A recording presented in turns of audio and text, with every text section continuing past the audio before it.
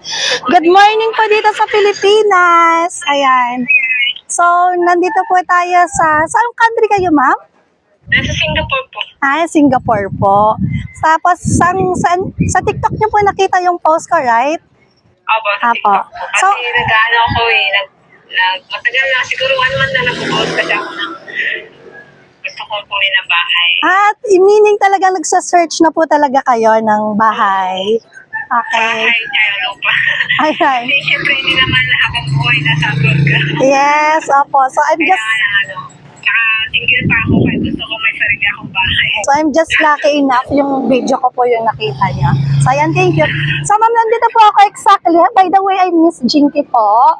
And, I miss Kiki. hello po. Hello, Miss Hazel.